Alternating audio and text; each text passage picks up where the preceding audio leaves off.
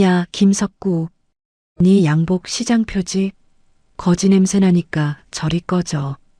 호텔 연회장 한복판에서 최만식 회장이 칠순 노인의 뺨을 후려쳤습니다. 50년 동창의 현수막 아래 수백 명이 지켜보는 자리에서요. 김석구의 고개가 옆으로 꺾이고 은퇴 안경이 바닥으로 떨어졌어요. 50년 전 그날 내가 내 인생을 어떻게 망쳤는지 잊어버리고 또 왔어? 최 회장은 거기서 멈추지 않았습니다. 손에 들고 있던 와인잔을 통째로 석구의 가슴팍에 쏟아부었죠. 이 정도는 돼야 네 수준에 맞지.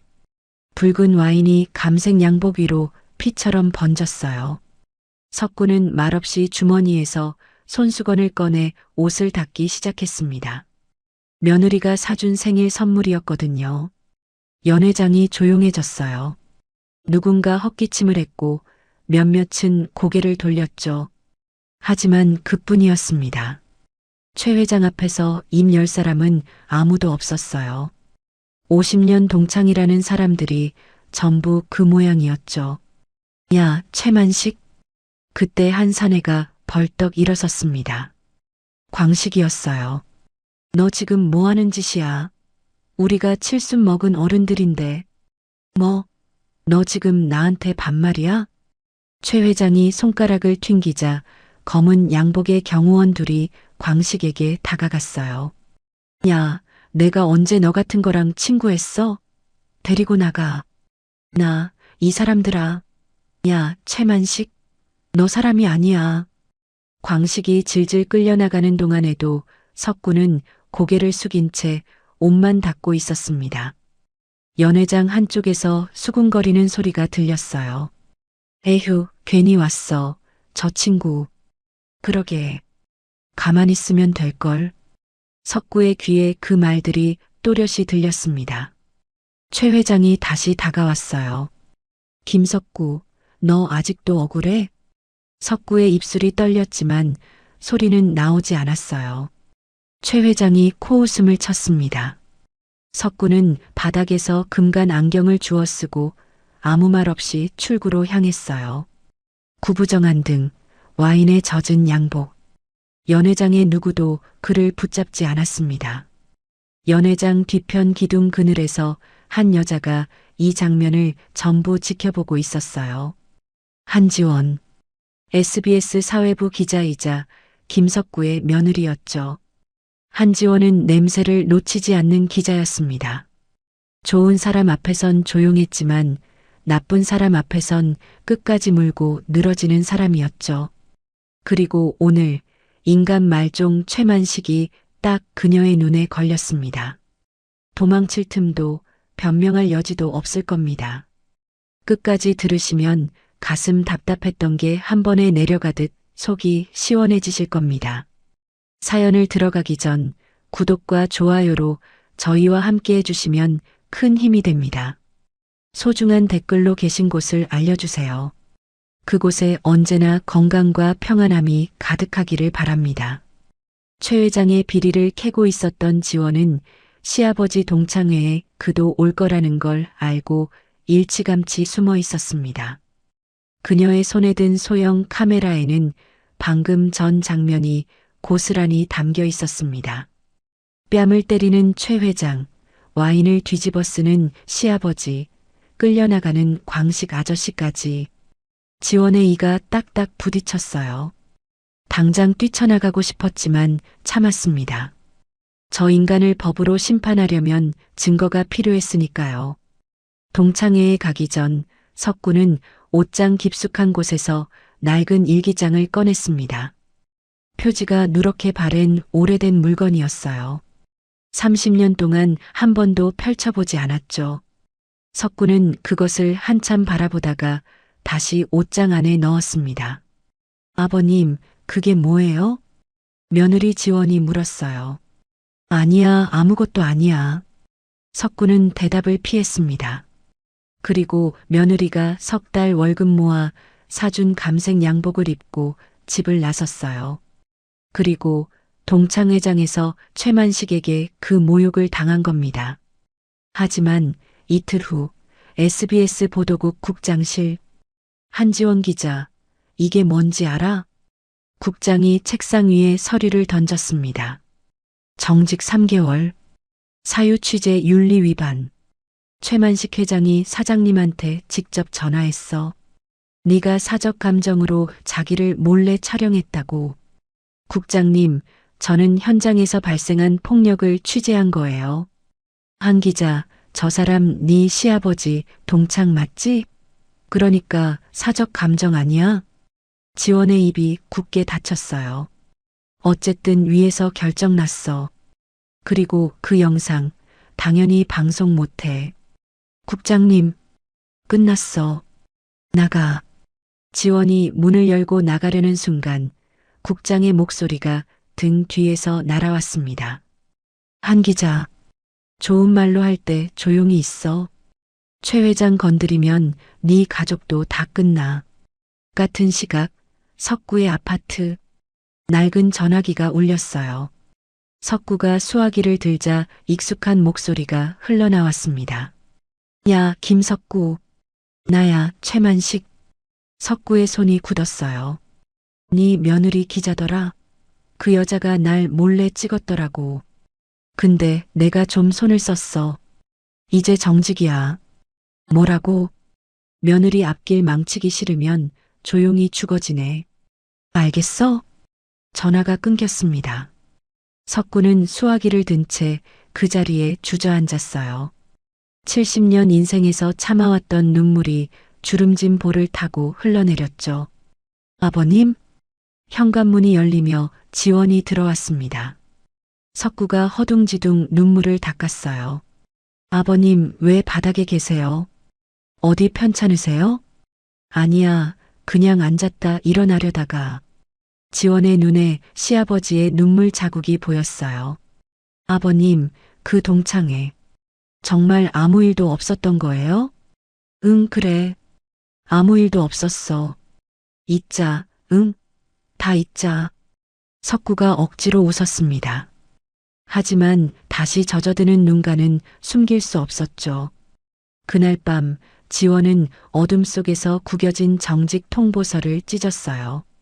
한 번, 두 번, 세 번. 기자로서는 막혔습니다. 회사가 막았고, 방송이 막혔고, 모든 길이 막혔죠.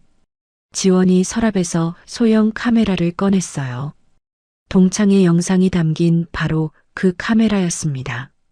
기자로서 못 싸우면 며느리로서 싸우면 돼요. 지원의 눈이 어둠 속에서 빛났습니다. 같은 시각 석구는 잠들지 못하고 다시 옷장 앞에 섰어요. 낡은 일기장을 꺼내 손으로 쓸어보았습니다. 30년 전 최만식의 아버지가 맡긴 물건이었죠. 석구야, 만식이가 잘못된 길로 가면 이걸 써라.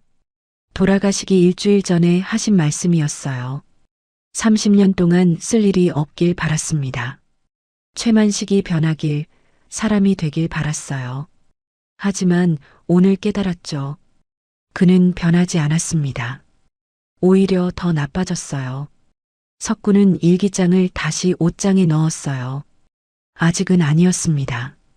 하지만 그날이 머지않았다는 걸 석구는 알고 있었어요. 지원은 동창회가 끝난 뒤로 잠을 제대로 자지 못했습니다. 정직 처분을 받은 것보다 시아버지의 눈물이 더 마음에 걸렸거든요. 50년 전 퇴학, 공금 횡령 혐의.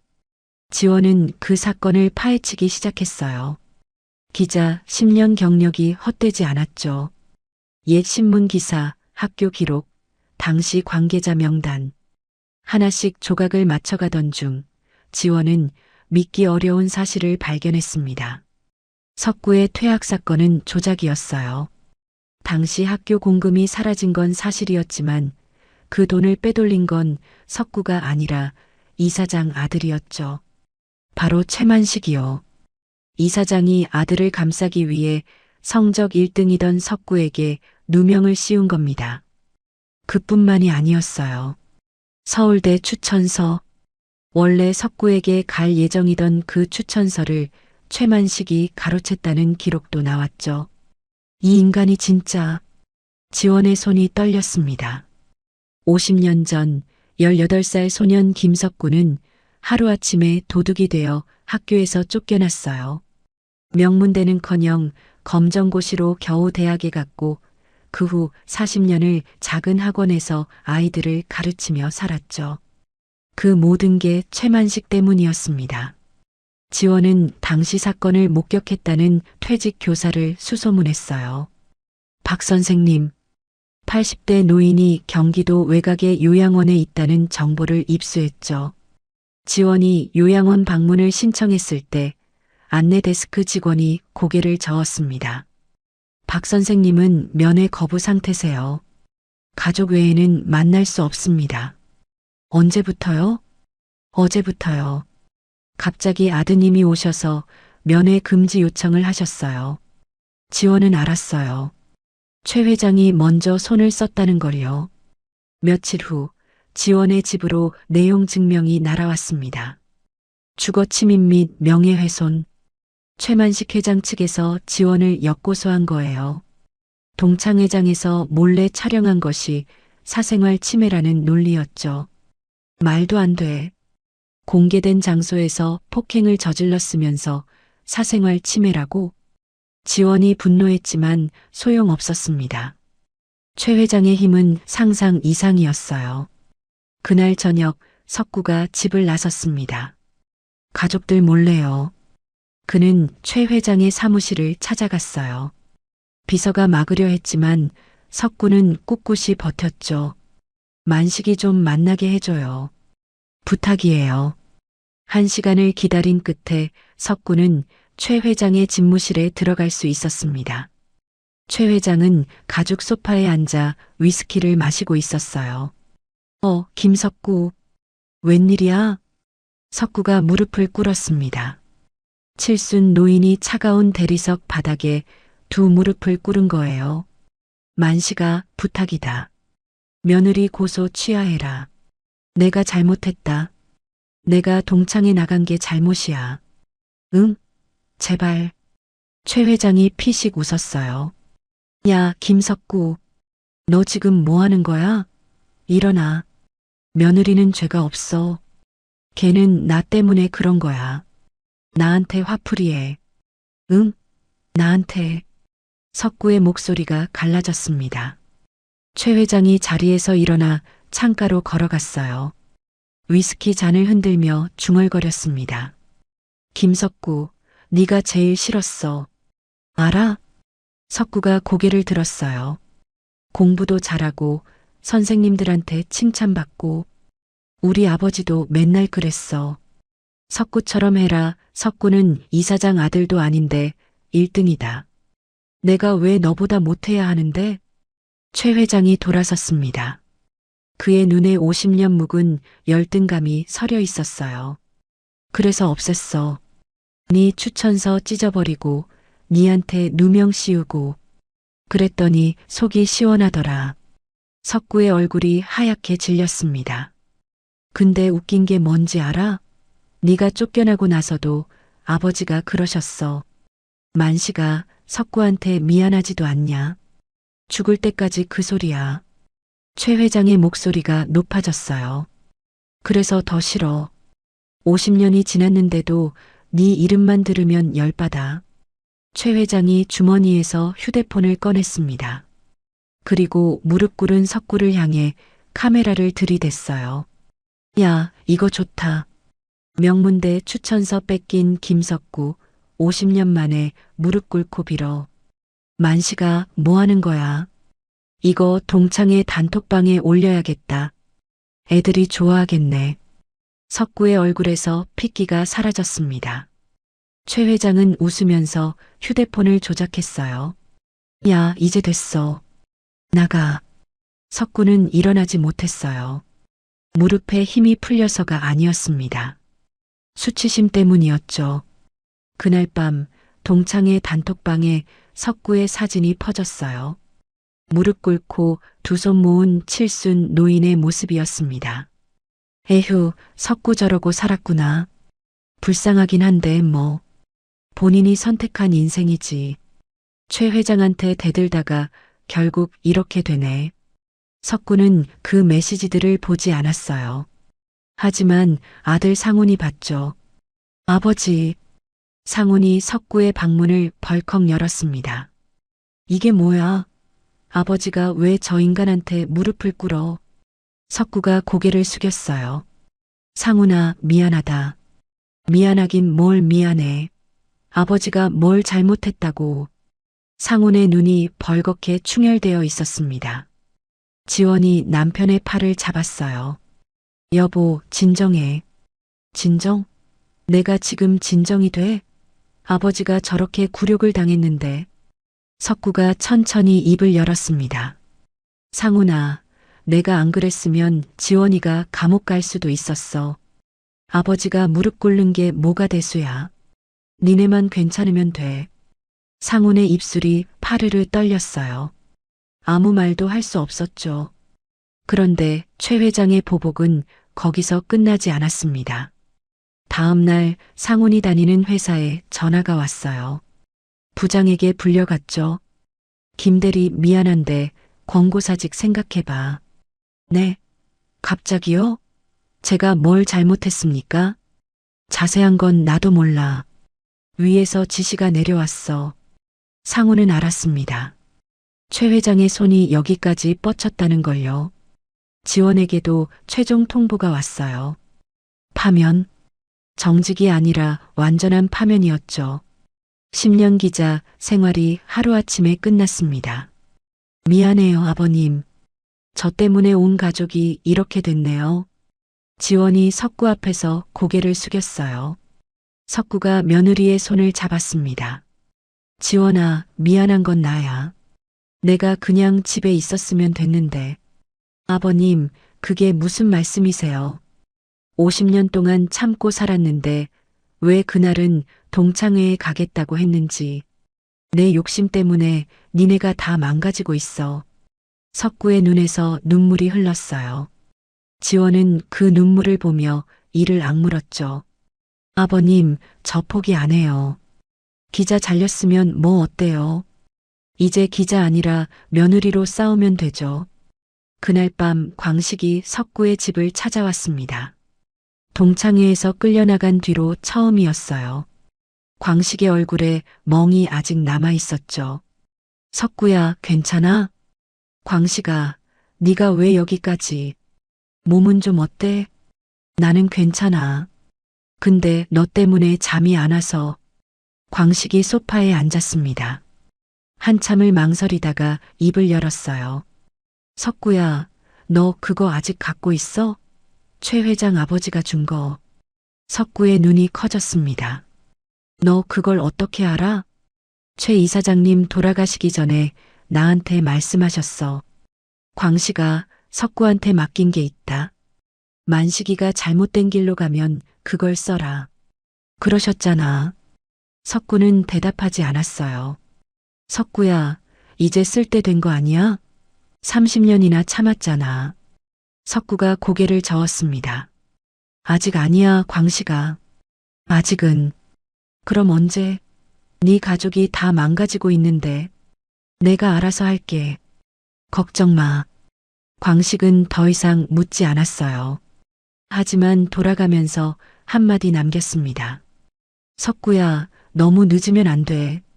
최만식 그놈 예전보다 더 나빠졌어. 광식이 떠난 뒤 지원이 물었습니다. 아버님, 광식 아저씨가 무슨 말씀하신 거예요? 최 회장 아버지가 맡긴 게 뭔데요? 석구가 고개를 저었어요. 아무것도 아니야. 신경 쓰지 마. 지원은 더 묻지 않았습니다. 하지만 마음속에 물음표가 남았어요. 시아버지가 뭔가를 숨기고 있다는 걸 느꼈죠. 며칠 후 지원에게 예상치 못한 제보가 들어왔습니다. 최 회장의 아들 최준혁. 그가 강남 클럽에서 마약 파티를 벌였다는 정보였어요. 목격자도 있고 사진도 있다고 했죠. 지원의 눈이 빛났습니다. 최만식, 내 아들부터 털어볼까? 그녀의 손에 들린 메모에는 클럽 이름과 날짜가 적혀 있었어요. 석구는 여전히 방 안에서 창밖을 바라보고 있었습니다. 옷장 안에 있는 낡은 일기장을 생각하면서요. 30년을 기다렸어요. 조금만 더 기다리면 됩니다. 하지만 그 시간이 점점 다가오고 있다는 걸 석구도 알고 있었어요. 지원은 최 회장 아들의 마약 파티 제보를 추적했습니다. 강남 클럽들을 돌아다니며 정보를 모았어요. 그러다 예상치 못한 것을 발견했죠. 최 회장의 비밀 클럽이었습니다. 겉으로는 평범한 와인바였지만 지하에는 재벌들과 정치인들이 드나드는 공간이 숨겨져 있었어요. 그리고 그곳에 최 회장의 비자금 장부가 있다는 제보가 들어왔죠. 지원은 새벽에 직원 유니폼을 입고 클럽 후문으로 잠입했습니다. 지하 창고 철제 캐비닛을 열자 서류 뭉치가 빼곡했어요. 비자금 내역, 정치 후원금 리스트, 해외 계좌번호까지. 지원은 휴대폰으로 미친 듯이 촬영했습니다. 찾았다. 그 순간 창고 문이 쾅 닫히는 소리가 들렸어요. 고개를 돌리자 검은 양복의 산에 셋이 서 있었죠. 한지원 씨 맞죠? 최 회장님이 기다리고 계셨습니다. 함정이었습니다. 처음부터 지원을 유인하기 위해 흘린 가짜 정보였던 거예요. 사내들이 다가왔어요. 지원이 뒤로 물러섰지만 벽에 막혔습니다. 주먹이 날아왔고 손에서 휴대폰이 떨어졌어요. 옆구리에 발길질이 쏟아졌죠. 지원이 바닥에 쓰러졌습니다. 사내 하나가 휴대폰을 주워들며 말했어요. 회장님께 좋은 선물이 되겠네. 그들이 사라진 뒤 지원은 창고 바닥에서 한참을 일어나지 못했습니다. 옆구리가 찢어지듯 아팠고 입술에서 피가 흘렀어요. 다음 날 오후 상훈의 휴대폰이 울렸습니다. 김상훈 씨? 아드님 지훈이 아버지 맞으시죠? 네, 그런데요. 지훈이가 다니는 유치원 앞인데요. 귀여운 애네요. 오늘 빨간 점퍼 입고 왔더라고. 상훈의 얼굴이 하얗게 질렸어요. 누구세요? 최 회장님이 안부 전화래요. 전화가 뚝 끊겼습니다. 상훈은 유치원으로 미친 듯이 달려갔어요. 다행히 지훈이는 무사했지만 선생님 말로는 담벼락 근처에 검은 승용차가 한참 서 있었다고 했죠. 석구는 손주 이야기를 듣자마자 전화기를 들었습니다. 만시가 나 석구야. 김석구. 웬일이야? 손주한테 손 떼면 안 돼. 제발 애는 건드리지 마. 전화기 너머로 웃음소리가 흘러나왔어요. 야, 김석구. 50년 전에도 그랬잖아. 빌고, 울고, 무릎 꿇고. 근데 뭐가 달라졌어? 석구의 손이 부들부들 떨렸습니다. 그때도 네가 제일 싫었어. 나보다 잘났으니까. 근데 지금 봐. 네 인생이 뭐야? 작은 학원에서 40년 동안 애들 가르치다 은퇴한 게 전부잖아. 최 회장의 목소리에 50년 묵은 열등감이 배어 있었어요. 나는 달라. 이제 국회의원도 될 거야. 근데 네가 자꾸 거슬려. 만시가 제발 선택해. 며느리를 감옥에 보내든가 아니면 내가 내게가 되든가. 석구의 입술이 파르르 떨렸습니다. 내가 시키는 대로 해. 언론 앞에서 며느리가 정신이 이상하다고 말해. 그러면 손주는 안 건드릴게. 만시가 그건 생각해봐. 시간 많이 안 줄 거야. 전화가 끊겼습니다. 지원은 병원에 입원했지만 가만히 있지 않았어요. 침대에서 노트북을 펼쳤습니다. 방송국이 막으면 직접 하면 되니까요. 1인 미디어 채널을 개설하고 첫 번째 영상을 올렸어요. 최만식 회장의 동창회 폭행 사건, 50년 전 추천서 조작 의혹, 자신이 당한 일들을 전부 담았습니다. 영상은 하루 만에 조회수 10만을 넘겼어요. 응원 댓글이 쏟아졌죠. 하지만 이틀 후 상황이 완전히 뒤집어졌습니다. 갑자기 수천 개의 악성 댓글이 달리기 시작했어요. 가짜뉴스 퍼뜨리는 기레기. 시아버지 팔아서 유명해지려는 며느리. 최 회장님이 불쌍하다. 최 회장이 댓글 알바를 대규모로 투입한 겁니다. 여론이 순식간에 뒤집어졌어요. 지원의 영상 3개가 신고로 삭제됐고 커뮤니티에는 지원을 마녀 사냥하는 글이 떠돌았습니다. 석구는 병원 침대에 누운 며느리를 바라보았어요. 지원아, 이제 그만하자. 아버님, 내가 최 회장한테 가서 사과할게. 내가 무릎 꿇고 빌면. 아버님, 안 돼요. 지원이 시아버지의 손을 잡았습니다. 아버님이 왜 사과해요? 아버님이 뭘 잘못했다고요? 석구의 눈에 물기가 어렸어요. 며느리가 저렇게 맞고 들어왔는데 자신은 아무것도 해줄 수 없었습니다. 그때 석구의 머릿속에 옷장 안일기장이 떠올랐어요. 이 고군분투를 지켜보면서 더 이상 뒤로 물러날 곳이 없다는 걸 깨달았죠.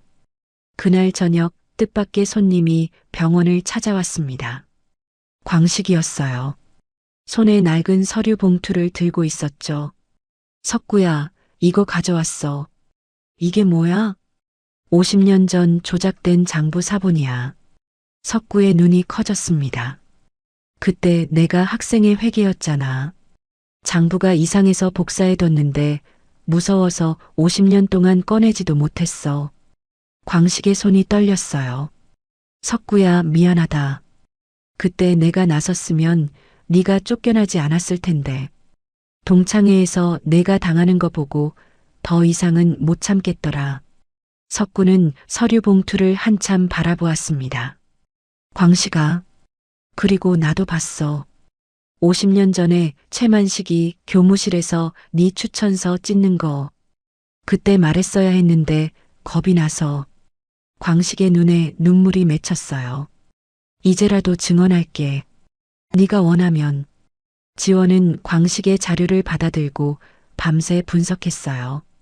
장부에는 최만식의 필체가 선명하게 남아 있었습니다. 공금 횡령의 증거였죠. 그뿐만 아니라 장부 뒷면에는 당시 이사장과 교육청 관계자 이름까지 적혀 있었어요. 이건 단순한 횡령이 아니야. 정치적 배후가 있었어. 지원이 중얼거렸습니다. 최 회장의 정치적 배후를 캐내기 시작했죠. 하지만 최 회장도 가만히 있지 않았습니다. 며칠 후 법원 직원이 지원의 집 앞에 나타났어요. 한지원 씨 되십니까? 가압류 통지서입니다. 가압류요? 최만식 씨 측에서 손해배상 청구 소송을 제기했습니다. 이 집을 포함한 모든 부동산과 계좌가 동결됩니다. 상훈이 달려왔어요. 이게 무슨 소리야?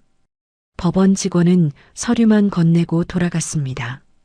최 회장은 지원의 집을 압류해서 가족을 길거리로 내쫓으려 했어요. 숨통을 완전히 조이려는 거였죠. 그날 밤 석구는 텅 빈 거실에 홀로 앉아 있었습니다. 한 손에는 광식이 준 서류 봉투, 다른 손에는 옷장에서 꺼낸 낡은 일기장이 들려 있었어요. 50년 전 18살 소년 김석구는 모든 것을 빼앗겼습니다. 꿈도 미래도 명예도. 칠순이 된 지금도 여전히 빼앗기고 있었어요. 가족의 직장, 며느리의 커리어, 이제는 살던 집까지. 석구가 일기장을 펼쳤습니다. 30년 만에 처음이었어요. 최만식 아버지의 손글씨가 보였죠. 석구야, 만식이가 잘못된 길로 가면 이걸 써라. 아버지로서 아들을 막지 못한 게 부끄럽다. 석구의 눈에서 눈물이 흘렀습니다. 30년을 기다렸어요. 최만식이 변하길 바랐죠. 하지만 그는 변하지 않았습니다. 오히려 더 나빠졌어요. 석구가 일기장을 덮었습니다. 이제 때가 됐어요. 석구는 최 회장의 별장으로 끌려갔습니다. 집 압류 통지를 받은 다음 날 검은 승용차가 석구의 아파트 앞에 멈췄어요. 경호원 둘이 내려서 석구를 태웠죠. 저항할 수 없었습니다. 손주 지훈이의 안전이 걸려 있었으니까요. 석구는 차에 타기 전 옷장에서 낡은 일기장을 꺼내 양복 안주머니에 넣었어요. 이제 쓸 때가 됐나? 별장은 경기도 외곽 산속에 있었어요. 높은 담장에 CCTV가 빼곡했고 정문에는 경비원이 서 있었습니다. 석구는 거실로 안내됐죠. 최 회장이 가죽 소파에 앉아 기다리고 있었어요. 김석구. 어서 와. 최 회장이 테이블 위에 놓인 작은 녹음기를 집어들었습니다. 이거 한번 들어봐. 버튼을 누르자 어린아이의 목소리가 흘러나왔어요. 할아버지, 나 지훈이야. 오늘 유치원에서 그림 그렸어. 할아버지 얼굴 그렸는데 선생님이 잘 그렸대. 석구의 얼굴이 하얗게 질렸습니다. 손주 지훈이의 목소리였어요. 이거 어디서 났어? 우리 사람이 유치원 근처에서 녹음한 거야. 귀엽지? 석구의 손이 부들부들 떨리기 시작했어요. 테이블 위에 놓인 물컵을 집으려다가 그만 바닥에 떨어뜨렸습니다. 유리가 산산조각 났죠. 만시가 제발, 제발, 50년 전에도 그랬잖아. 제발, 제발. 근데 뭐가 달라졌어? 최 회장이 자리에서 일어났습니다. 창가로 걸어가며 중얼거렸어요. 김석구 알아? 네가 쫓겨난 뒤에도 우리 아버지가 뭐라고 했는지. 석구가 고개를 들었습니다. 만시가 석구한테 미안하지도 않냐? 네가 그의 인생 망쳤다. 죽을 때까지 그 소리야. 내가 아무리 돈 벌고 성공해도 아버지 눈에는 네만 보였어. 최 회장이 돌아섰어요. 그의 눈에 50년 묵은 증오가 서려 있었습니다. 그래서 더 싫어. 네 이름만 들으면 열받아. 네가 존재한다는 것 자체가 거슬려. 최 회장이 손짓하자 경호원 둘이 다가왔습니다. 폰 내놔. 석구의 주머니에서 휴대폰을 빼앗았어요. 그리고 테이블 위에 서류 한 장을 내밀었습니다. 여기 사인해. 석구가 서류를 보았어요. 자백서였습니다. 50년 전 공금 횡령을 자신이 했다는 내용. 며느리 한지원이 정신질환이 있어서 거짓말을 퍼뜨렸다는 내용이 적혀 있었죠. 이건 못해. 못해? 최 회장이 노트북을 돌려 화면을 보여줬습니다. 유튜브 업로드 예약 화면이었어요. 제목은 원로교사 김석구 50년 전 진실을 고백하다였죠. 영상 속에는 석구가 나왔어요. 최 회장이 조작한 가짜 자백 영상이었습니다. 업로드 예약 1분 전이야. 사인 안 하면 이거 전국에 뿌린다. 석구의 눈이 커졌어요. 그리고 딱 30분 준다. 사인 안 하면 손주 학교에 사람 보낸다. 그때 거실 문이 열렸습니다. 경호원이 젊은 남자 하나를 끌고 들어왔어요. 선생님, 민우였습니다. 석구가 30년 전에 가르쳤던 제자, 지금은 작은 회사를 운영하는 사업가였죠. 민우야, 너 왜 여기 있어? 이 사람들이 갑자기 저를. 최 회장이 손을 들었어요. 경호원이 민우의 어깨를 눌러 바닥에 무릎 꿇렸습니다. 야, 김석구. 네 제자 사업체에 세무조사 넣으면 어떻게 될 것 같아? 만시가 민우는 아무 상관없잖아. 상관없어? 네가 사인 안 하면 상관 있게 만들 거야. 민우가 바닥에 무릎 꿇은 채 석구를 올려다보았어요. 석구의 가슴이 찢어지는 것 같았습니다. 같은 시각 지원은 별장 밖 숲속에 숨어 있었어요.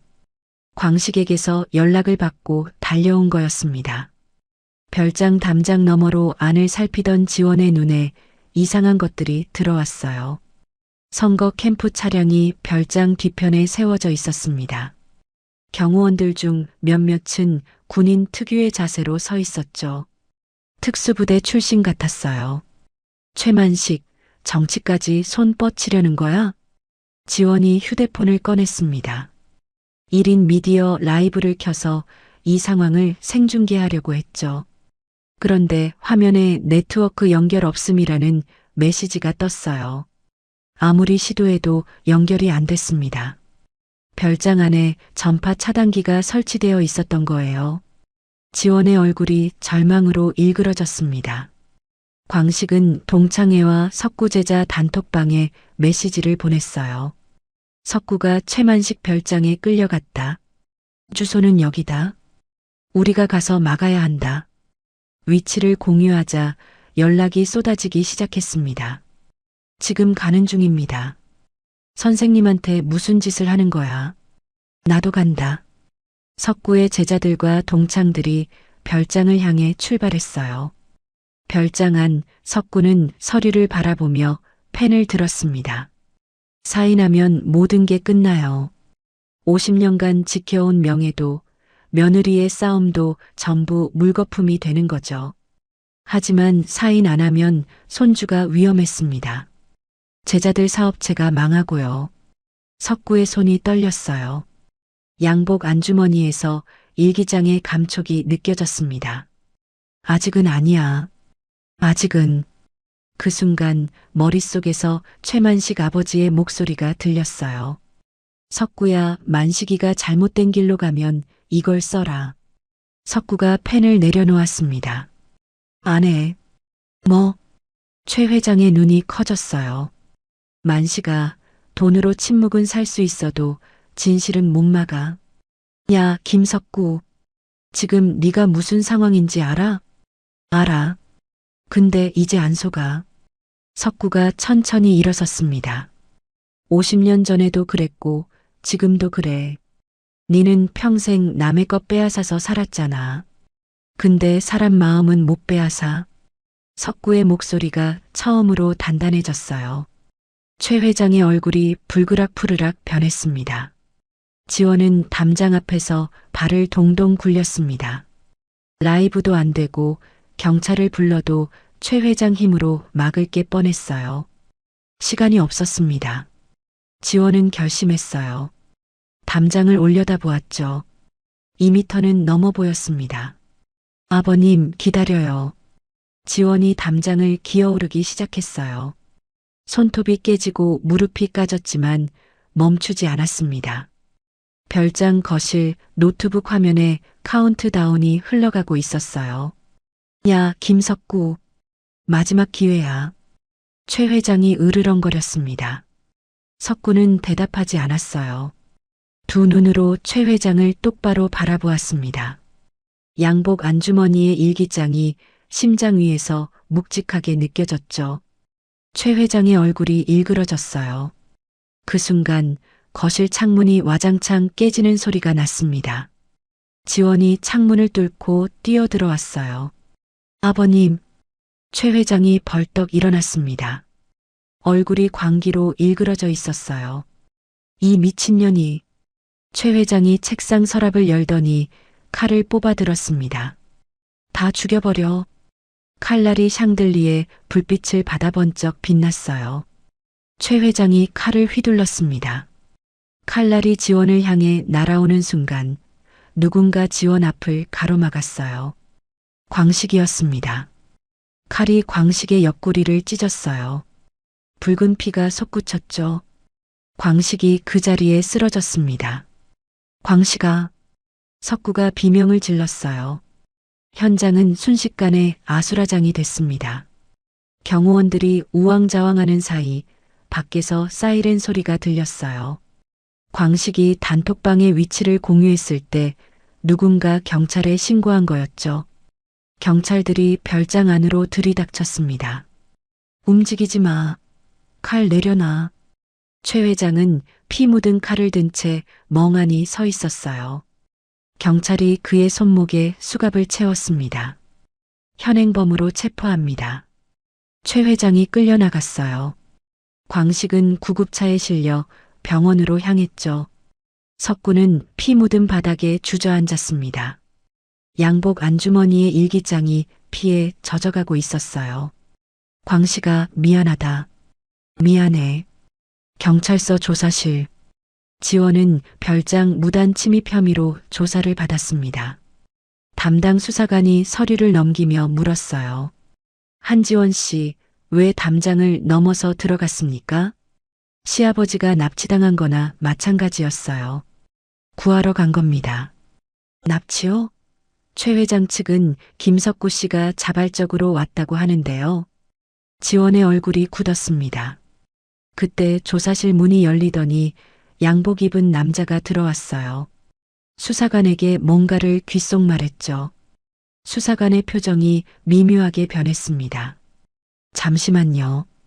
수사관이 나갔어요. 지원은 문틈으로 복도를 살펴보았습니다. 수사관이 전화를 받고 있었어요. 고개를 연신 숙이면서 네, 네, 알겠습니다를 반복했죠. 전화를 끊은 수사관이 조사실로 돌아왔을 때 그의 태도는 완전히 달라져 있었습니다. 한지원 씨, 무단 침입에 폭행 방조 혐의까지 추가됐습니다. 뭐라고요? 저는 피해자를 구하러 간 거예요. 최 회장 측 변호인이 그렇게 주장하지 않습니다. 지원은 깨달았어요. 상대는 법이 아니었습니다. 법 위에 있는 라인이었죠. 며칠 후 최 회장은 구속됐다가 하루 만에 보석으로 풀려났습니다. 그리고 곧바로 지원에게 손해배상 소송을 걸었어요. 가족의 모든 통장이 동결됐죠. 석구는 병원에서 광식의 침대 옆을 지켰습니다. 광식은 수술을 받고 중환자실에 누워 있었어요. 다행히 목숨은 건졌지만 칼에 찔린 상처가 깊어서 한동안 움직일 수 없었죠. 광식아, 미안하다. 석구가 친구의 손을 잡았습니다. 내가 동창회만 안 갔어도 네가 이렇게 안 됐을 텐데. 광식이 힘겹게 눈을 떴어요. 석구야, 미안한 건 나야. 50년 전에 내가 나섰으면. 그만해. 이제 그만해. 석구의 눈에서 눈물이 흘렀습니다. 정의를 위해 얼마나 더 많은 피를 흘려야 하는 거야. 도대체 얼마나? 광식이 석구의 손을 꽉 쥐었어요. 석구야, 그거 아직 있지? 최 이사장님이 맡긴 거. 석구가 고개를 끄덕였습니다. 이제 써. 더 늦으면 안 돼. 지원은 제자들의 도움으로 임시 스튜디오를 마련했습니다. 민우를 비롯한 제자 몇 명이 자신들의 사무실 한켠에 공간을 만들어줬어요. 사모님, 여기서 방송하세요. 저희가 장비 준비해놨습니다. 민우 씨, 고마워요. 근데 괜찮아요? 최 회장이 가만 안 있을 텐데. 선생님이 저한테 해주신 게 얼마나 많은데요. 이 정도는 해야죠. 지원의 눈가가 붉어졌습니다. 그날 밤 석구에게 연락이 왔어요. 최 회장의 비서였습니다. 김석구 씨, 회장님이 제안이 있으시대요. 석구는 지정된 장소로 나갔어요. 비서가 봉투 하나를 건넸습니다. 회장님 말씀입니다. 김석구 씨가 자수하면 며느리와 아들은 살려주겠다고요. 자수? 내가 뭘 자수해? 50년 전 횡령건이요. 본인이 했다고 자수하시면 회장님이 소송 취하하시고 가족들 풀어주신대요. 석구의 손이 떨렸습니다. 생각해 보세요. 어차피 회장님이 이기실 겁니다. 가족까지 다 끌려 내려가는 것보다 혼자 희생하시는 게 낫지 않을까요? 비서가 돌아간 뒤 석구는 양복 안주머니에서 일기장을 꺼냈어요. 피가 묻어 있었습니다. 광식의 피였죠. 만식아, 네 아버지가 이걸 보시면 뭐라고 하실까? 석구가 집에 돌아오자 상훈이 기다리고 있었습니다. 아버지, 어디 갔다 오셨어요? 석구는 대답하지 않았어요. 상훈이 아버지 손에 들린 봉투를 보았죠. 아버지, 이게 뭐예요? 아무것도 아니야. 아버지, 상훈이 봉투를 빼앗아 열었습니다. 안에는 자수각서가 들어 있었어요. 아버지, 설마 이거. 상훈아, 나 때문에 니네가 다 망가지잖아. 내가 자수하면 안 돼요. 상훈이 각서를 찢어버렸습니다. 아버지가 뭘 잘못했다고 자수해요. 50년 전에 누명 쓴 것도 억울한데 또 누명 쓰시게요? 상훈아, 아버지, 이번에는 끝까지 같이 가요. 상훈의 눈에서 눈물이 흘렀어요. 저 어렸을 때 애들이 아버지 도둑이라고 놀렸어요. 그때 아버지가 뭐라고 하셨는지 알아요?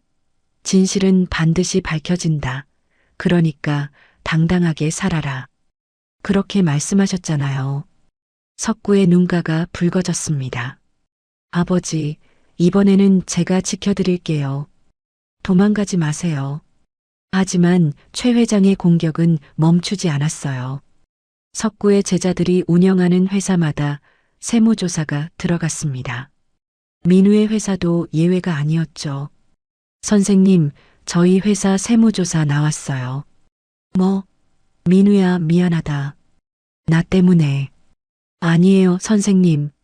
저희가 선택한 거예요. 끝까지 가겠습니다. 제자들의 회사 여러 곳이 세무조사로 휘청거렸어요. 몇몇은 버티지 못하고 연락을 끊었습니다. 석구는 결심했습니다. 가족과 제자들을 더 이상 끌어들일 수 없었어요. 석구는 최 회장의 국회의원 사무실을 찾아갔습니다. 양복 안주머니에 일기장을 넣은 채로요. 만시가 나야. 야, 김석구. 여긴 왜 왔어? 마지막으로 한 번만 얘기하자. 제발 애들은 건드리지 마. 최 회장이 피식 웃었습니다. 야, 아직도 모르겠어? 네가 무릎 꿇어도 빌어도 내 맘이 안 바뀌면 끝이야. 석구가 주머니에서 일기장을 꺼내려다 멈췄어요. 아직은 아니야. 조금만 더. 만시가 네 아버지가 돌아가시기 전에 뭐라고 하셨는지 알아? 최 회장의 얼굴이 굳어졌습니다. 닥쳐. 아버지 얘기하지 마. 네 아버지는 아셨어. 네가 한 짓을.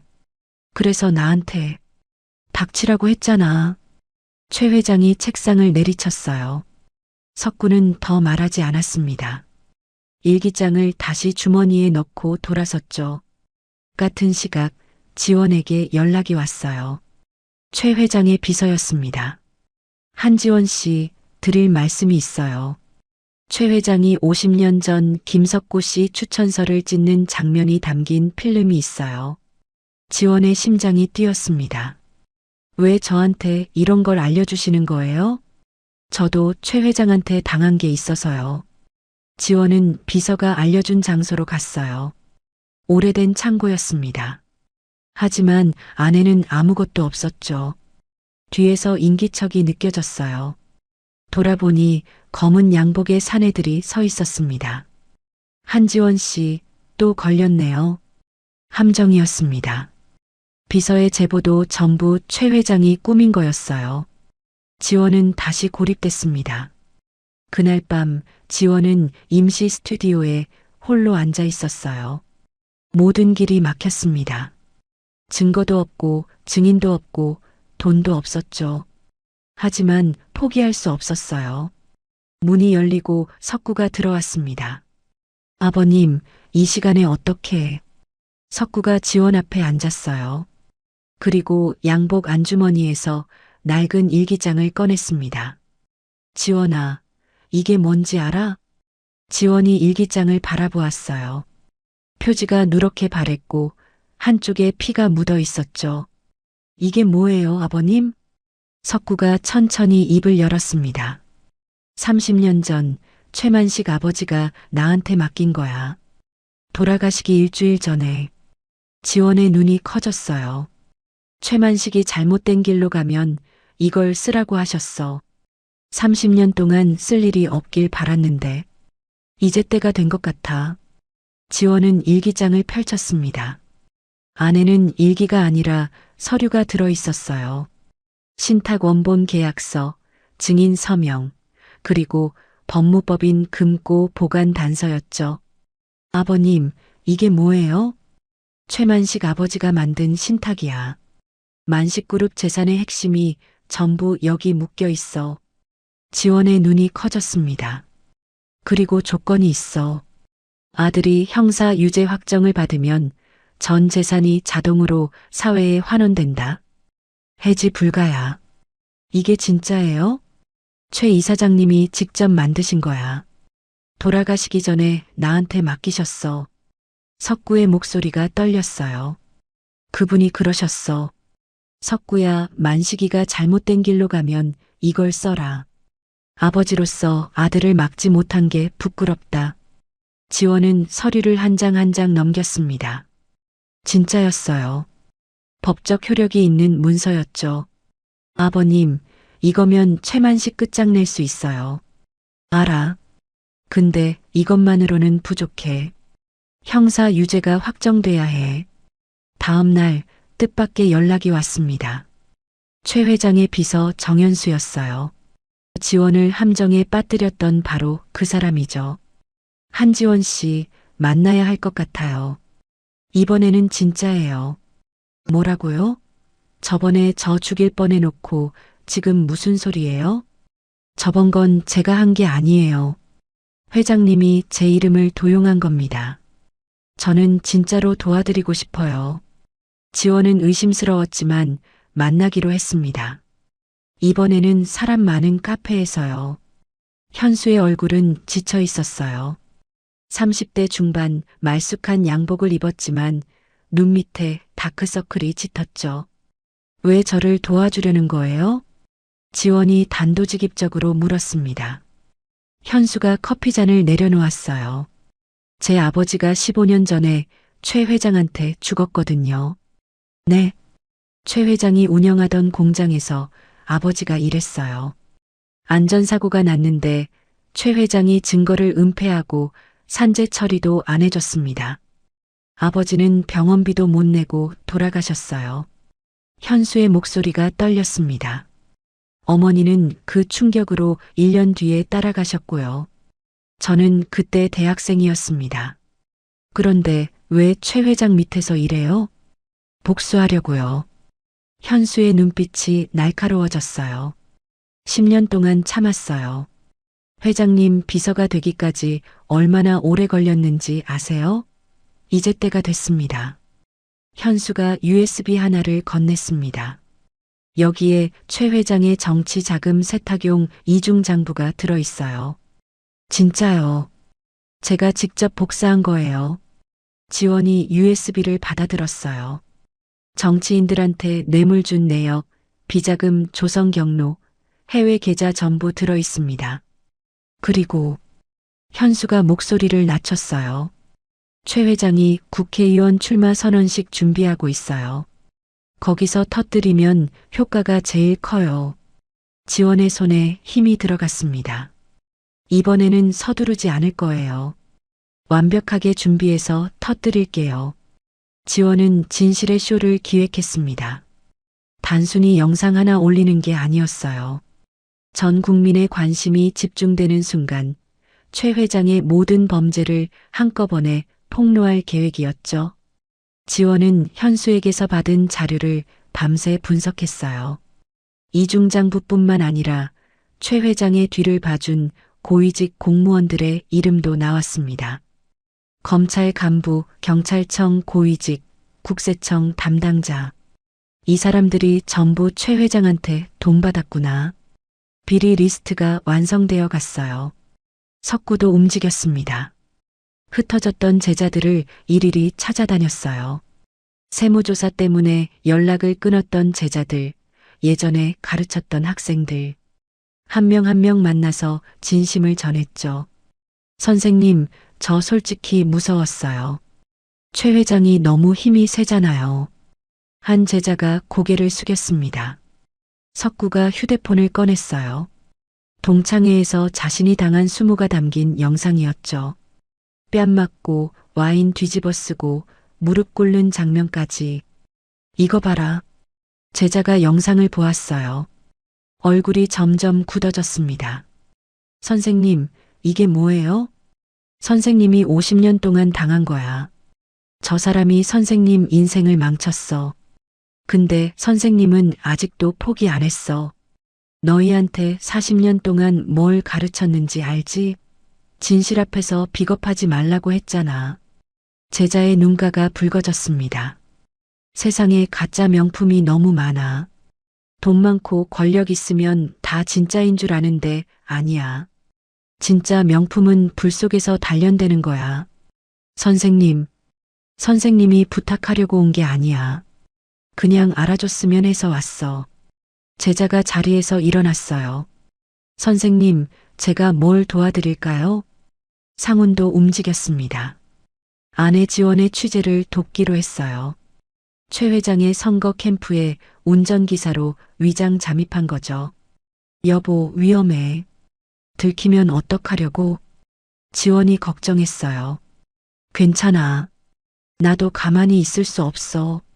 아버지 일도 그렇고 당신 일도 그렇고. 상우는 면접을 보고 캠프에 들어갔습니다. 운전기사라 아무도 신경 쓰지 않았죠. 덕분에 캠프 안에서 오가는 대화를 들을 수 있었어요. 어느 날 상우는 충격적인 대화를 엿들었습니다. 최 회장이 경호팀장에게 말했어요. 한지원 그년 출마 선언 전에 처리해. 조용히. 어떻게 할까요? 사고처럼 보이게 해. 알겠지? 상훈의 등에서 식은땀이 흘렀습니다. 지원을 제거하라는 명령이었어요. 상훈은 즉시 지원에게 연락했습니다. 여보, 당장 피해. 최 회장이 너 죽이려고 해. 뭐? 무슨 소리야? 내가 직접 들었어. 출마 선언 전에 처리하라고 했어. 지원의 얼굴이 창백해졌어요. 하지만 그녀는 숨지 않았습니다. 오히려 더 빨리 움직였죠. 지원은 1인 미디어 라이브를 시작했습니다. 안녕하세요, 한지원입니다. 오늘부터 최만식 회장의 진실을 1부, 2부로 나눠서 공개합니다. 1부에서는 50년 전 추천서 조작 사건과 동창의 폭행 영상을 공개했어요. 석구가 당한 수모를 전 국민이 보게 된 거죠. 댓글이 폭발했습니다. 저게 재벌 회장이라는 인간이야? 칠순 노인을 저렇게 대해? 최만식 국회의원? 미쳤나? 2부 예고도 올렸어요. 2부에서는 최만식 회장의 정치 자금 세탁과 고위직 비리 연루 내용을 공개합니다. 출마 선언식 날 공개할게요. 여론이 뒤집어지기 시작했습니다. 최 회장을 비난하는 기사가 쏟아졌고 명품 스승 석구와 정의 며느리 지원이라는 말이 인터넷을 도배했어요. 출마 선언식 전날 밤 석구는 제자들 앞에 섰습니다. 민우를 비롯해 수십 명이 모여 있었어요. 내일 선생님이 최만식 앞에 설 거야. 제자들이 술렁거렸습니다. 선생님 위험해요. 알아. 근데 가야 해. 석구가 양복 안주머니에서 낡은 일기장을 꺼냈어요. 이게 뭔지 알아? 30년 전에 최만식 아버지가 나한테 맡긴 거야. 아들이 잘못된 길로 가면 쓰라고. 제자들이 일기장을 바라보았습니다. 30년 동안 쓸 일이 없길 바랐어. 최만식이 변하길 바랐거든. 근데 안 변하더라. 석구의 눈이 단단해졌어요. 민우가 앞으로 나왔습니다. 선생님, 저희도 갈게요. 뭐? 혼자 가시게 못해요. 저희가 함께 할게요. 제자들이 하나둘 고개를 끄덕였어요. 석구의 눈에 물기가 어렸습니다. 결전의 날이 밝았습니다. 최 회장의 출마 선언식이 열리는 대형 컨벤션 센터 앞 수천 명의 인파가 몰려 있었어요. 기자들의 카메라가 번쩍이고 지지자들의 환호성이 울려 퍼졌죠. 최 회장은 무대 위에서 연설을 준비하고 있었습니다. 그는 아직 몰랐어요. 폭풍이 다가오고 있다는 걸요. 그때 선언식장 정문에 한 노인이 나타났습니다. 김석구였어요. 감색 양복을 입고 등을 꼿꼿이 세운 채 당당히 걸어오고 있었죠. 양복 안주머니에는 오랫동안 품고 있던 일기장이 들어 있었습니다. 그의 뒤로 수십 명의 제자들이 따라왔어요. 50년 만에 대결이 시작되려 하고 있었습니다. 최 회장의 출마 선언식장은 인산인해였습니다. 컨벤션 센터 대강당에 수천 명의 인파가 몰려 있었어요. 대형 스크린에는 최만식, 새로운 정치를 열다라는 문구가 떠 있었고 지지자들의 환호성이 천장을 울렸죠. 최 회장이 무대 위로 올라갔습니다. 검은 양복에 빨간 넥타이, 자신만만한 표정이었어요. 존경하는 국민 여러분, 오늘 저는 그때였습니다. 객석 뒤쪽에서 웅성거리는 소리가 들렸어요. 사람들이 갈라지며 길이 열렸죠. 그 사이로 한 노인이 걸어오고 있었습니다. 김석구였어요. 감색 양복을 입고 등을 꼿꼿이 세운 채 무대를 향해 한 걸음씩 다가왔죠. 최 회장의 얼굴이 굳어졌습니다. 저놈이 왜 여기? 석구가 무대 계단을 올랐어요. 경호원들이 막으려 했지만 제자들이 앞을 가로막았습니다. 비켜. 석구의 목소리는 낮았지만 단단했어요. 경호원들이 잠시 멈칫하는 사이 석구가 무대 위로 올라섰습니다. 최 회장과 석구가 마주 섰어요. 야, 김석구. 여기가 어디라고 올라와? 최 회장이 으르렁거렸습니다. 하지만 목소리가 미세하게 떨리고 있었어요. 만시가 50년 만에 제대로 얘기 좀 하자. 뭔 얘기? 야, 경호원들. 이 노인네 끌어내. 경호원들이 다가왔습니다. 그 순간 객석에서 한 여자가 벌떡 일어났어요. 지원이었습니다. 그녀는 손에 마이크를 들고 있었어요. 잠깐만요. 여러분, 이 자리에서 진실을 말씀드리겠습니다. 객석이 술렁거렸어요. 기자들의 카메라가 일제히 지원을 향했습니다. 저는 SBS 기자 출신 한지원입니다. 최만식 회장의 범죄를 폭로하러 왔어요. 지원이 손짓하자 대형 스크린 화면이 바뀌었습니다. 현수가 미리 해킹해둔 거였어요. 스크린에 이중장부 자료가 떴습니다. 비자금 내역, 정치 후원금 리스트, 해외 계좌번호가 낱낱이 공개됐죠. 객석이 웅성거렸어요. 저게 뭐야? 비자금이라고? 최 회장이 정치인들한테 돈 줬대? 최 회장의 얼굴이 하얗게 질렸습니다. 저건 조작이야. 가짜라고. 그가 석구를 가리키며 소리쳤어요. 저 노인네가 치매가 와서 헛소리하는 거야. 정신이 이상한 사람이라고. 그때 객석 여기저기서 사람들이 일어났습니다. 석구의 제자들이었어요. 거짓말 마세요. 민우가 외쳤습니다. 저는 김석구 선생님한테 30년 전에 배웠어요. 선생님은 치매가 아닙니다. 저도 선생님 제자예요. 선생님이 우리한테 얼마나 잘해주셨는데. 최 회장, 당신이 50년 전에 선생님 추천서 훔친 거 다 알아요. 제자들이 때로 몰려나와 증언했습니다. 수십 명의 목소리가 강당을 울렸어요. 그리고 광식이 휠체어를 타고 나타났습니다. 옆구리에 붕대를 감은 채로요. 나도 증인이야. 광식의 목소리가 강당에 울려 퍼졌어요. 50년 전에 내가 직접 봤어. 최만식이 교무실에서 석구 추천서 찢는 거. 그때 내가 학생의 회계였는데 장부도 조작된 거야. 여기 증거 있어. 광식이 서류 뭉치를 들어 올렸습니다. 50년 전 조작된 장부 사본이었죠. 최 회장이 당황했어요. 계획대로 되지 않았습니다. 그때 스피커에서 녹음 파일이 흘러나왔어요. 상훈이 캠프에서 빼돌린 녹취록이었습니다. 한지원 그년 출마 선언 전에 처리해. 조용히. 어떻게 할까요? 사고처럼 보이게 해. 알겠지? 최 회장의 목소리였어요. 객석이 얼어붙었습니다. 저게 최 회장 목소리잖아. 사람 죽이려고 했어? 미친 거 아냐? 여론이 완전히 뒤집어졌어요. 지지자들조차 얼굴을 찌푸리며 고개를 저었습니다. 최 회장의 얼굴이 불그락푸르락 변했어요. 이성을 잃은 그가 무대에서 뛰어내려 지원을 향해 달려들었습니다. 이 미친년이. 하지만 제자들이 먼저 움직였어요. 그들이 지원 앞에 인간 방패가 되어 막아섰습니다. 물러서세요. 민우가 최 회장을 밀쳤어요. 경호원들이 달려왔지만 제자들이 벽을 만들었죠.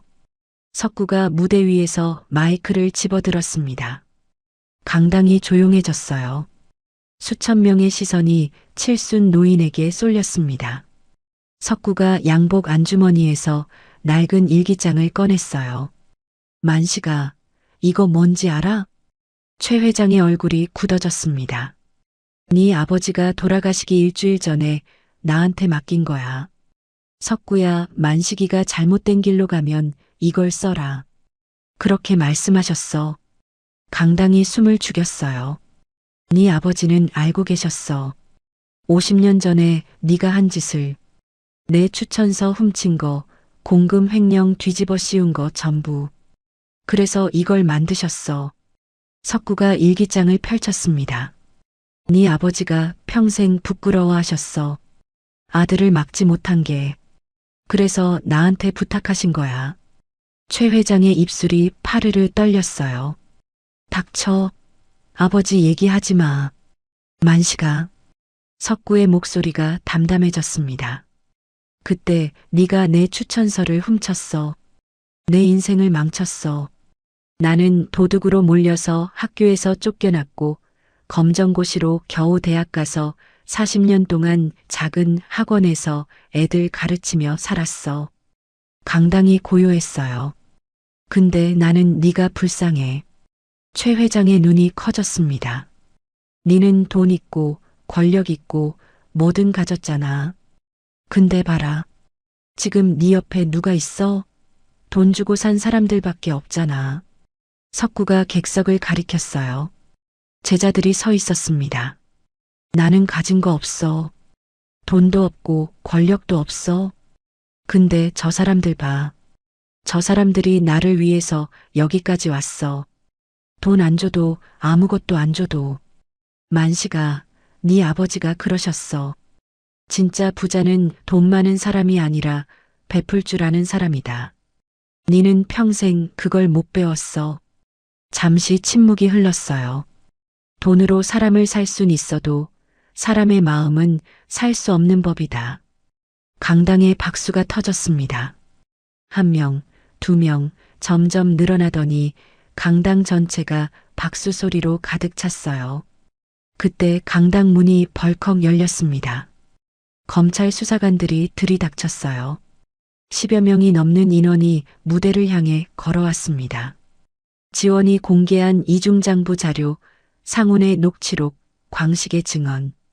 그게 결정타였어요. 그동안 최 회장을 보호하던 검찰 라인이 무너진 거였습니다. 최만식 씨 긴급 체포합니다. 정치자금법 위반, 횡령, 협박 및 살인 교사 미수 혐의입니다. 수사관이 최 회장의 손목에 수갑을 채웠어요. 야, 이게 뭐야? 나 누군지 알아? 최 회장이 발버둥 쳤지만 소용없었습니다. 수사관들이 그를 끌고 나가기 시작했어요. 김석구, 두고 봐. 내가 다시 나올 거다. 최 회장이 저주를 퍼부었지만 객석의 반응은 냉담했어요. 아무도 그를 동정하지 않았습니다. 강당 문이 닫히고 최 회장은 사라졌어요. 지원의 다리에서 힘이 풀렸습니다. 모든 긴장이 한꺼번에 풀린 거예요. 그녀가 그 자리에 쓰러지려는 순간 누군가 그녀를 받쳐주었습니다. 석구와 상훈이었어요. 지원아, 괜찮아? 상훈이 다급하게 물었습니다. 지원이 눈을 떴어요. 시아버지와 남편의 얼굴이 보였죠. 지원의 입가에 미소가 번졌습니다. 아버님, 끝난 거예요? 석구가 고개를 저었어요. 아직 아니야. 유죄 확정돼야 끝나. 석구가 양복 안주머니의 일기장을 두드렸습니다. 이건 아직 안 썼어. 마지막에 쓸 거야. 석구가 무대에서 내려왔습니다. 객석의 제자들이 일제히 일어났어요. 그리고 박수를 치기 시작했습니다. 처음에는 조용했지만 점점 커졌어요. 강당 전체가 박수 소리로 가득 찼습니다. 50년 동안 도둑으로, 쫓겨난 학생으로, 실패한 인생으로 살아왔던 김석구가 처음으로 당당하게 고개를 들었어요. 석구가 제자들 사이를 걸어갔습니다. 민우가 다가와 석구의 손을 잡았어요. 선생님, 고생 많으셨어요. 석구가 고개를 끄덕였습니다. 말이 나오지 않았어요. 대신 눈물이 흘렀죠. 광식이 휠체어에서 손을 내밀었어요. 석구야, 이제 끝났어. 아직 아니야, 광식아. 석구가 친구의 손을 잡았습니다. 최만식이 유죄 확정받아야 진짜 끝이야. 그때 이걸 쓸 거야. 석구가 일기장을 보여줬어요. 광식의 눈이 커졌습니다. 그거 최 이사장님이 맡긴 거? 응. 30년 동안 쓸 일 없길 바랐는데 이제 쓸 때가 됐어. 최 회장은 감옥에서도 포기하지 않았습니다. 구속된 지 한 달 만에 병보석을 신청했어요. 고혈압이니 당뇨니 온갖 진단서를 제출하며 발악했죠. 변호사 10명을 동원해서 모든 법적 수단을 총동원했습니다. 내가 이대로 끝날 것 같아? 두고 봐. 면회 온 변호사에게 최 회장이 으르렁거렸어요. 아직도 권력의 끈을 놓지 않으려는 거였습니다. 하지만 석구는 기다렸어요. 유죄가 확정되는 그날을요. 재판은 석 달 동안 이어졌습니다. 지원이 공개한 이중장부, 상훈이 녹음한 살인 교사 녹취록, 광식의 50년 전 장부 사본, 그리고 수십 명 제자들의 증언. 증거가 산더미처럼 쌓였어요. 최 회장 측 변호사들이 온갖 수를 썼지만 소용없었습니다. 여론도 법도 더 이상 그의 편이 아니었죠. 마침내 판결이 내려졌어요. 징역 15년, 유죄 확정, 정치자금법 위반, 횡령, 협박, 살인 교사 미수, 모든 혐의가 인정됐습니다. 최 회장은 법정에서 끌려나가면서도 소리쳤어요. 항소할 거야. 이게 끝이 아니야.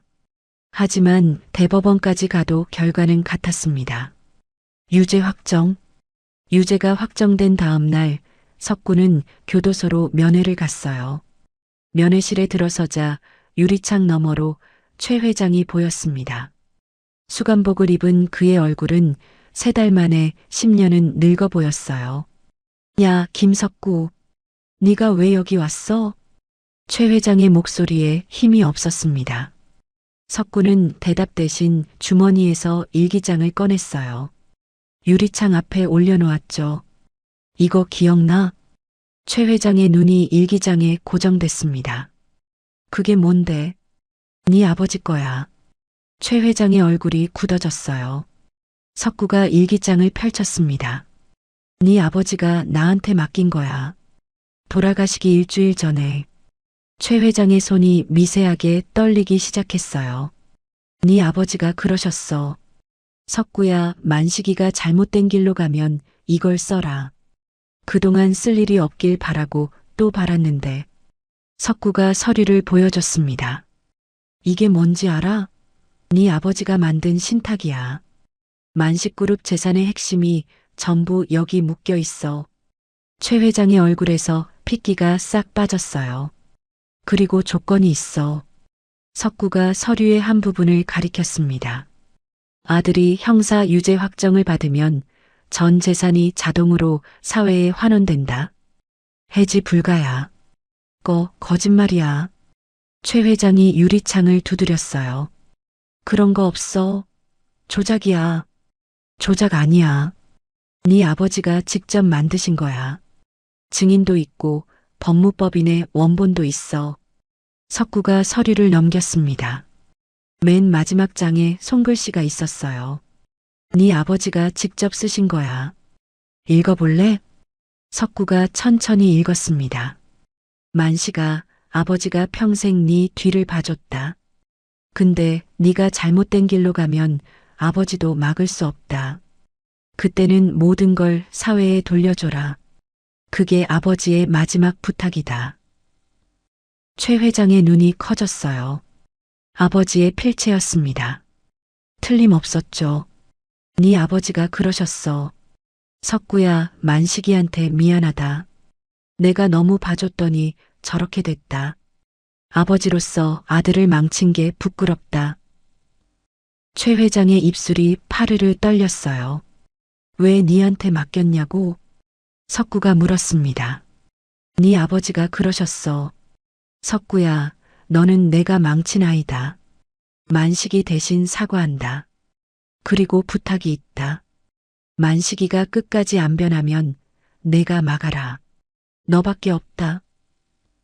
최 회장이 유리창을 두드렸어요. 이거 내놔. 당장 내놔. 못 줘. 석구가 일기장을 다시 주머니에 넣었습니다. 네 아버지 유언이야. 네가 유죄 확정받으면 재산을 사회에 돌려주라고 하셨어. 이제 그때가 됐어. 안 돼. 그건 내 거야. 내 재산이라고. 네 거 아니야. 석구가 자리에서 일어났어요.